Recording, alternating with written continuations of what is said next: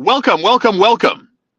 In the Car with Star, proud presentation of Axon. AxonGroup.com is where you can find them online. Better yet, call them at 888-99-AXON for all your logistical and transportation needs, the assets and the knowledge to get your freight to its destination on time, domestically or cross-border. Trust no one ahead of Axon and AxonGroup.com. Good morning, everybody. Welcome to your Wednesday version of In the Car with Star. I am Sean Starr, ShaunStarr. That is my given name. That is my real legal name. You want to know my middle name? My middle name is Aaron. Aaro. Aaron. That's my middle name. You know, it's the question, one of the most frequently asked questions I get. Sean Starr, what a great name, an unbelievable name. I love that name. That's not your real name, though, right? It's not your real name, Sean Starr. You work on the radio. That's not your real name. Yes, it really is my real name. Sean Aaron Starr, born October 3rd, 1978, at the Jewish General Hospital in Montreal, Quebec, Canada. Good to be with you, everybody. I like to tell people all the time, you know why? I'm not creative. I'm not smart enough to come up with such a brilliant name.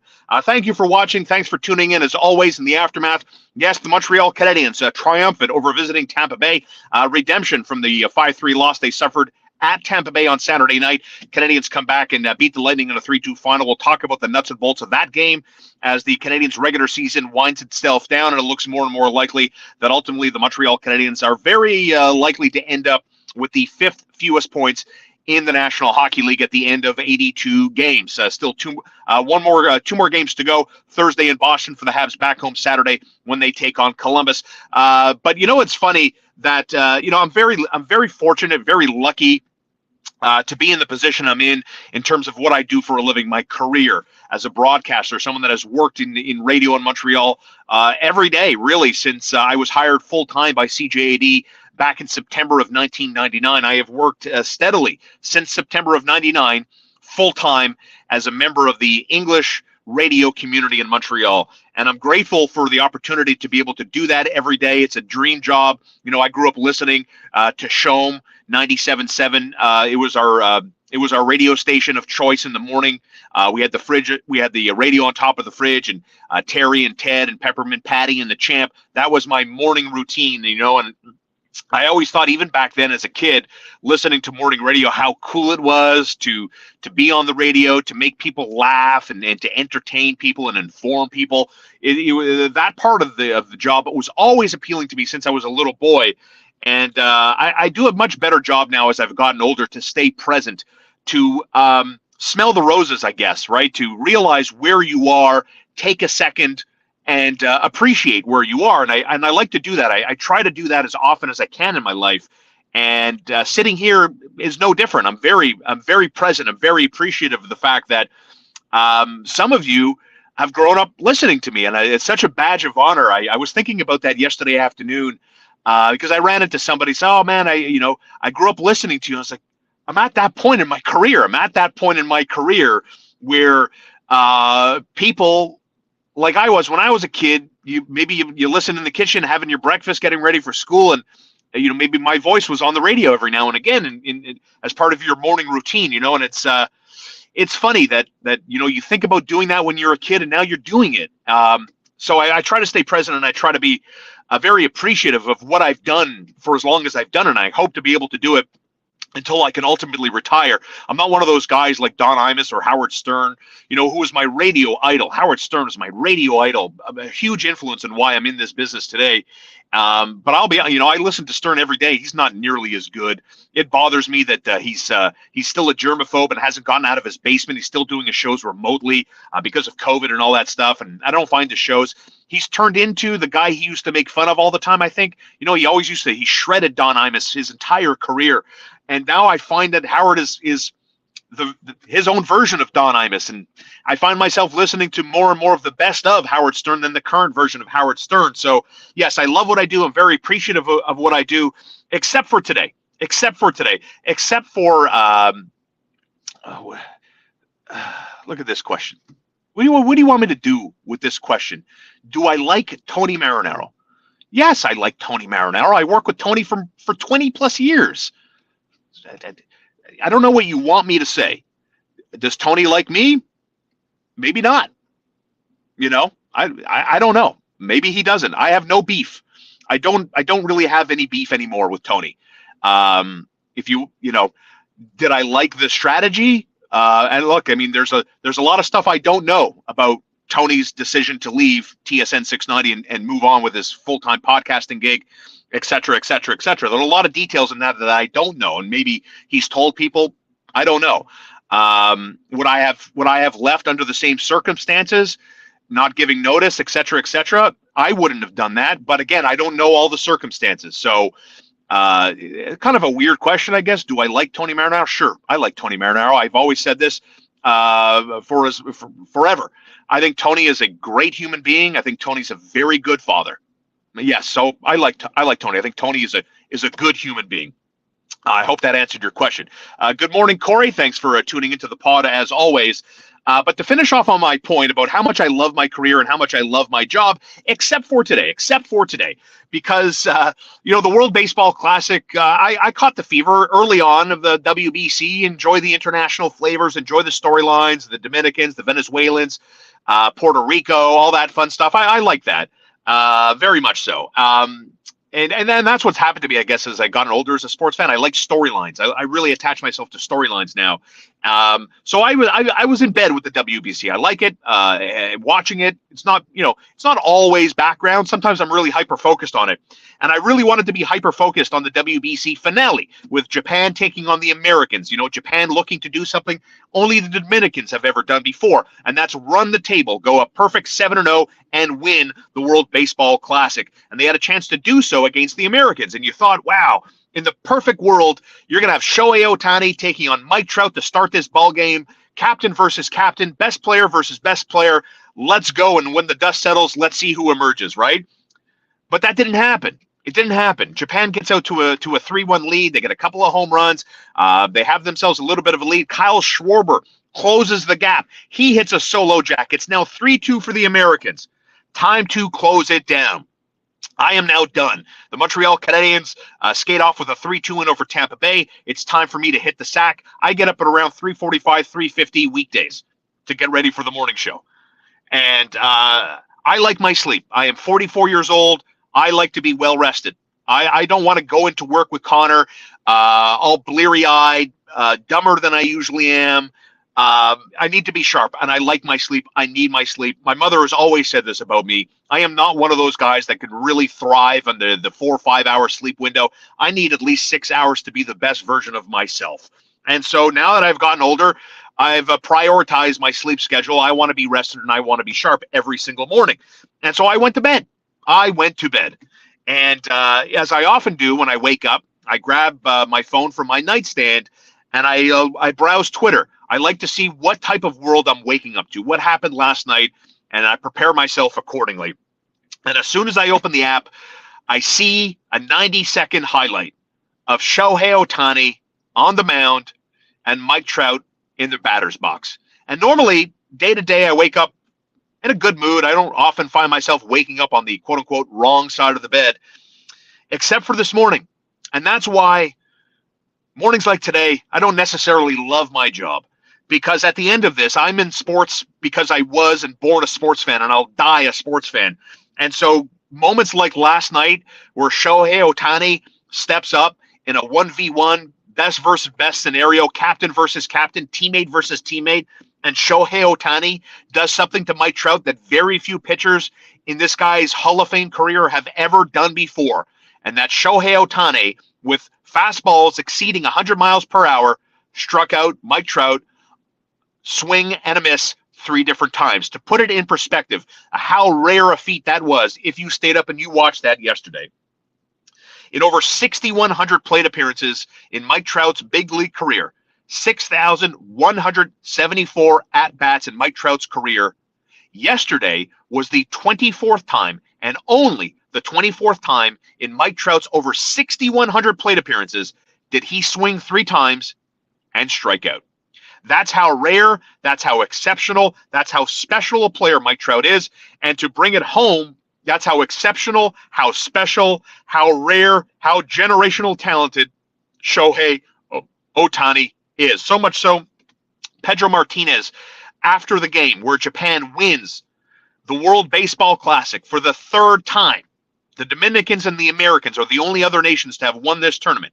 That the Japanese win it for the third time and run the table. They go 7-0. Only the Dominicans are the only nation, and they did that 10 years ago in 2013.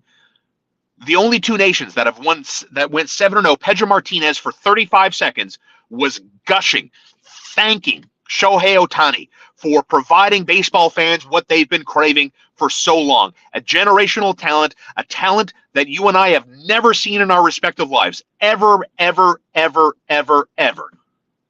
The guy hit a home run, drove in 8 runs, walked 10 times, hit over 400 at the WBC, and came in and closed the game out while striking out the best player in baseball since Mickey Mantle. I mean, how do you script that? I got to tell you, when I woke up this morning, I was instantly irritable that I missed that. God, did I love that. It was so cool. Make sure you check out TSN if you didn't watch it, and maybe you get re-energized. Maybe you get re-energized, like maybe you're a longtime baseball fan that said, what, screw you, baseball, for what happened for Major League Baseball and the Expos and everything else. Screw you. You're going to move on with your life. I don't begrudge you for doing something like that. I am also, I think, in that category where I more or less fell out of love with baseball for a variety of different reasons, what happened with the Expos, etc. But, special moments like the WBC that we've seen before, it re-energizes my passion for the game. And maybe you'll find yourself in a similar situation watching some of the WBC yesterday. Because what is hockey's answer to the WBC? I thought, my partner in crime every day on the morning show, Connor McKenna, brought up a great point, and the fact that we haven't seen Connor McDavid, Nathan McKinnon, Sidney Crosby together wearing the Maple Leaf in a best v best type tournament. It's frustrating for the hockey fan, right? Whether we reflect back on the golden goal from 2010 with Sidney Crosby in overtime over the Americans, and Canada wins gold in a best v best scenario. The World Cup is the World Cup, but we're not talking about the best players in the world.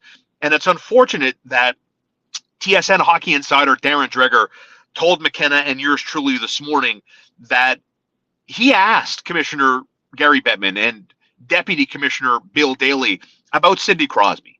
If you don't know, Sidney Crosby, leading up to the general managers meetings in Florida, actually came out with a hard take, with an opinion, an interesting opinion, when Crosby said he doesn't like the current NHL playoff format and would prefer to see it go back to 1v8, 2v7, 3v6, etc., 4v5. He wants it to go back that way as opposed to the 3 top seeds, 2 wild cards, and on we go. I agree with Sidney Crosby's perspective. I would like to go back to the 1v8 playoff format. And Darren Dreger told us on the show this morning. Go check out tsn690.ca/morning show to listen to Darren Dreger's podcast with us. That the commissioner and his deputy both said, we're good. We're good. We don't need, because Darren's question was, do you guys have the intention to sit down with Sidney Crosby and hear him out and listen to his opinion about the playoff format and whether or not you guys have an appetite for change? And their answer to Darren Dreger was no. It's that part really aggravates me as a hockey fan. It really aggravates me, right? Because if it didn't aggravate me, it would probably mean I don't really care about hockey that much. But because it aggravates me, you know how much I love the National Hockey League, and I know you love the NHL too. So tell me why, in the NHL's infinite wisdom, they would not want to have the best players, the players that the fan who works his ass off for a paycheck to bring money home says, you know what? Instead of putting this in the savings account, I'm actually going to treat my kid, treat my wife, treat my partner. We're going to go see an NHL game. We're going to splash the pot. We're going to pull out a few hundos from the bank account, and we're going to go see a game. Why? Because Connor McDavid's coming to Montreal, and I want my kid to see Connor McDavid. Tell me why the NHL administrators won't have some sort of hockey summit internally that has the best players in hockey sit down with the architects of the league and say, guys, let's have a little bit of a summit and let's talk about what works for us and what doesn't work and how we can help grow this game. No, they won't do that. It's too forward thinking, right? It's way too forward thinking. I'm often left with the perception that whether it's board of governors, GMs, or the commissioner, owners, etc., that when they walk into a room that's populated with hockey players and hockey journalists, you know what I think? I think they walk into that room and say, you guys, you're lucky to be in here. I want you to sit down, keep your mouth shut, open up your pens, open up your notebook, and take notes because we're going to school you here on the business of hockey, which I think is the furthest thing from the truth. You know, I think a lot of forward leagues would look at their players and say, what do you know, hey, LeBron, what do you think about the current state of affairs in the NBA? How can we make our All-Star game better? How can we make our playoff tournament better? Is there anything else we can do to tinker with the game? You know, attention spans aren't what they used to be 30 years ago. So how can we keep attention spans focused on our product and get people engaged and maybe even grow the game? Well, the old fuddy-duddies of the National Hockey League said, now we got this. We don't need you, Crosby. We don't need you, McDavid. We're good to go. And by the way, if you want us in the Olympics, you got to pay for everything, and we're not shutting our league down. You know, it's that part about hockey for me sucks. But the game's so great, and I love the sport and have my entire life that I'm willing to put up with it all, just for the sake of watching great playoff hockey. But what could be? What could be? You know, like in the WBC equivalent to the National Hockey League at a best v best, whatever it may take place in this hypothetical, would be Austin Matthews for the Americans taking on Mitch Marner, you know, or Connor McDavid, whatever the case may be. You know, try to put teammates together. You know, Marner versus Matthews, Sidney Crosby to Connor McDavid. I mean, oh my gosh, the possibilities. You know how excited we would be about this? You know how awesome it would be, how much attention it would get? And you know what? Yes, it probably would help grow the game in the best v best, because you know what happened in the World Baseball Classic? Everyone was shitting on the WBC when Edwin Diaz went down with a torn patellar tendon, and now his season is over for the New York Mets. So everybody in the New York and the greater New York area was crying and bitching and moaning about the WBC, why it's taking place when it's taking place. But you know what happened? As soon as that criticism came, it got shot down by a whole bunch of players at the WBC and a whole bunch of journalists who loved the WBC, and then every game that followed the criticism had special moment after special moment that culminated with Shohei Ohtani striking out Mike Trout. 3 swings and a miss. And now everyone's forgetting about the Edwin Diaz injury. Everyone's salivating about it. Wow, what a special moment. What a monumental moment. The entire country of Japan was watching that game yesterday. You know, for a pool game that Japan, in their round robin part of this, in a pool game, they had over 62 million people watch a round robin game in the country of Japan. Tell me hockey can't learn something from that. I'm not the smartest guy here. It's not up to me to figure it out. I don't make the big 6-figure paychecks that the NHL administrators all make in New York City. Let those big wigs, those head honchos, those deep-pocketed fat cats, let them figure it out. And let them think about the fan on the street that wants what the WBC provided to baseball fans in North America and beyond, because it was amazing. And as a diehard hockey fan, it's all I really want. Lots of comments coming in. We got lots to get to still in the aftermath of the with the Montreal Canadiens 3-2 win over the Tampa Bay Lightning last night. Rick Springhetti, thank you for the comments. If Disney did a movie about someone like Shohei Ohtani, I would roll my eyes and say cute, but what an exaggeration. There's no way he exists. Folks, be thankful you get to see this in real life. That is a great bit of commentary from Rick Springhetti. You know, being present, being appreciative of what you're seeing, the rarefied air that is Shohei Ohtani. We've never seen this before, you guys. We've never seen this before. Damon, I would absolutely love to see more of a focus on a World Cup of hockey that players in the NHL would actually care about, because that's what it takes. That's what it takes. And that was Darren Dreger's point on the morning show with McKenna and yours truly, was you need the best players in hockey to step up and say, you know what? We need a best v best. You know, Bryce Harper was coming out, I don't know, 3-4 years ago, talking about how baseball players aren't cool enough. You know, they look at the NBA and their personalities and their fashion and their boldness, saying, hey, baseball, we're cool too, you know? Like I made this point earlier. Like Connor McDavid, best player in hockey. He has the mega contract.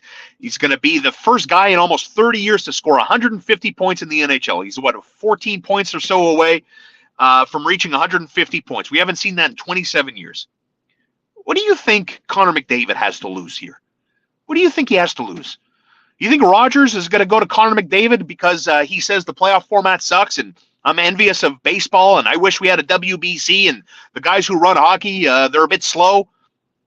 What do you think McDavid's going to lose? You think CCM or Bauer or Rogers or anybody that endorses this guy is, oh my God, McDavid, with the controversial takes, we got to get rid of this guy. We can't have this guy in our portfolio. Hell no. Hell no. Like McDavid and the players like McDavid in the National Hockey League, they literally have nothing to lose. They have nothing to lose by rocking the boat, because that's what it takes. You need someone in the National Hockey League with clout to stand up and be willing to rock the boat. And outside of Sidney Crosby, saying that he doesn't like the format, I don't know. I don't know if they have that. I don't get the impression that Connor McDavid is that guy. And look, I mean, not everybody is comfortable rocking the boat. Not everybody's comfortable in a confrontational situation because you have a hard opinion and now you have to stand by that opinion and face the fire of the media and everybody else because you were critical of the system that is the National Hockey League. It's not everybody's hardwired for that, but it takes players with clout to say, you know what, we're making so much noise, we can't be ignored anymore. Like Jonathan Drouin, for example. Look what Jonathan Drouin is doing. Is there a more confusing player in the history of the Montreal Canadiens or in your own personal lifetime than Jonathan Drouin? You see what this guy's doing? 2 goals, 17 assists, 19 points in his last 21 games since the All-Star break. This guy has been a productive member of the Montreal Canadiens, who got healthier last night in their 3-2 win over the Tampa Bay Lightning. And it's the same old, same old. They get a goal from Kirby Dach, who's back. They get a goal from Mike Matheson that turned out to be the game-winning goal in the 3-2 decision. And Jonathan Drouin on a nice feed from Denis Gurianov, as Drouin scored his second goal of the season. But it's the same old, same old. The reason why the Montreal Canadiens at home beat the visiting Tampa Bay Lightning is because of one player and one player only, and that's Sam Montembeault. Sam Montembeault was outstanding again. Kucherov, point, Stamkos, doesn't matter. Blocker, post to post, stacking pads, good technique, staying within your crease, good position, good angles. Sam Montembeault's doing it. And look, I'm not here to tell you that the Montreal Canadiens' future in goal is now cemented and his name is Sam Montembeault. I don't know, because I look at Sam Montembeault kind of the same way I look at Jonathan Drouin. Man, you're doing some heavy lifting. You're looking good in goal. A lot of people are talking about you. But the team that beat the Montreal Canadiens last night was 30 points clear going into that contest. Now it's 28 points after the Canadiens beat them 3-2. So, yes, I do buy a lot into pressure, lack thereof, and strong performances. I do make that connection. And, you can't ignore what Jonathan Drouin has done, because if you're going to dump on the guy because he hasn't done anything, when he starts to do stuff, it's only fair that you stand up and acknowledge what Jonathan Drouin has been doing. And what's interesting for me is because, Alex Kovalev kind of falls into the category of confusing or frustrating might be a better way to describe it, right? And they're definitely in that category together. And, I stand by my perspective on Monday that we shared together here in this space, that, the best thing for the player, and I think the best thing for the organization, is just to part ways and move on. And I don't think Jonathan Drouin is a PTO player at this point in his career. I do think that he's going to get at least a 1-year contract from somebody else in the National Hockey League, and that what he's doing for sure does count for something, but it's not everything. And I wouldn't think that Jonathan Drouin, as a performer in the National Hockey League, I wouldn't classify him as having turned the corner. I still think you're in the wait and see kind of approach. And I thought Connor brought up a great point on the show today when we talked about Jonathan Drouin, because one of my questions on the 3-star quiz was just this topic. Frustrating, confusing. You don't know what to make of this player in Jonathan Drouin, right? And Connor's point was, has Jonathan Drouin at any point this season, or even as a Montreal Canadian, maybe you can count them on one hand or maybe only on one finger, the amount of times Jonathan Drouin did something on the ice where you reacted, wow, whoa, what the was that? Did you see that? I think that's a money point that Connor brought up today. And I think it makes you perhaps think about Jonathan Drouin a little bit differently. Unfortunately, the Canadiens do get healthier in their 3-2 win. Brendan Gallagher was back, only a second game since January. Kirby Dach, as we talked about, he was back. He missed 16 games due to his non-COVID illness. He scored his 13th goal of the season last night. But the Canadiens did suffer another injury as Mikhail Sergachev kind of threw Josh Anderson down on the ice as Anderson was chasing the puck with an empty net at the tail end of the hockey game, as Anderson goes heavily into the post, into the empty net, as the net comes off its peg, and Anderson had to be helped off the ice. It looked like, I don't know, ankle, right leg, whatever it is. So Josh Anderson did not make the trip to Boston, where the Canadiens play the Bruins tomorrow night.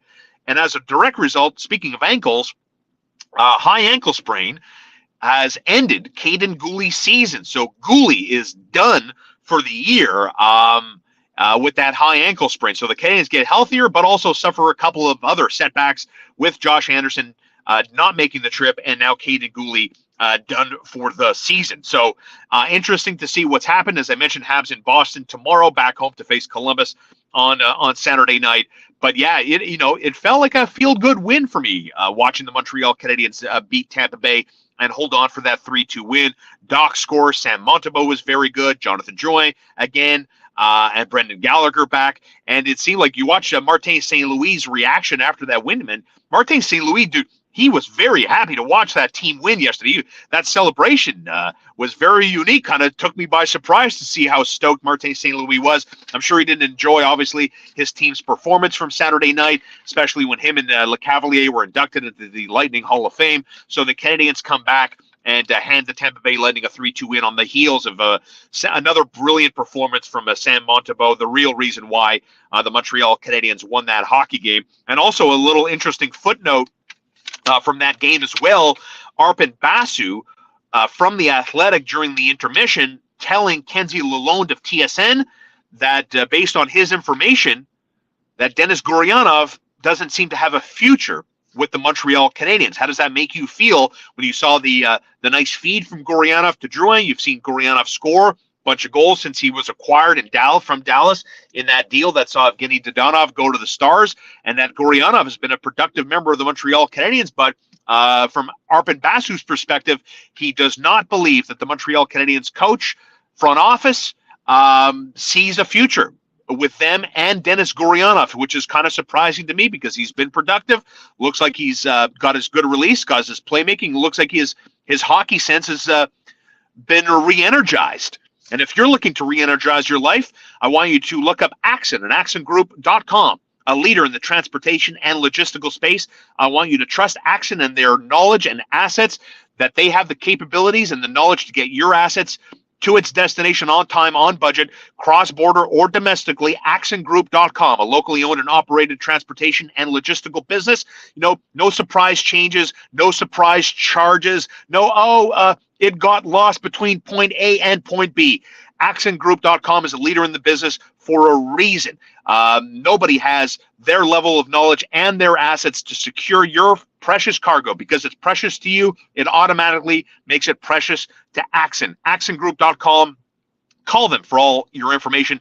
888, that's 888-99-AXON, AXSUN. And don't forget, you can re-energize your day by going to K-Stop Gas Bar and Depener with premium fuel at discount prices, and they care about the environment too. Did y'all see this? Make sure you subscribe to our Facebook channel, facebook.com/inthecarwithstar. We're done with the plastic jugs that hold our windshield washer fluid. They now have a self-serve fill it up yourself station, so you don't have to worry about the plastic jugs in your car, or you leave them by the side of the gas pump because you like to pollute and you're a dirty person. K-Stop Gas Bar and Depener, premium fuel at discount prices. Yesterday was Taco Tuesday. Did y'all take advantage? They have fresh, prepared meals served daily, and their menu changes all the time. Check out K-Stop Gas Bar and Depener. It's Highway 138 in Ganawage. It's right over the Mercier Bridge. It's premium fuel at discount prices, and they're open 24 hours a day. Their snack bar, not open 24 hours a day, but you can always trust to get premium fuel at discount prices 24 hours a day, thanks to my friends at K-Stop Gas Bar and Depener. The comments continue to come in.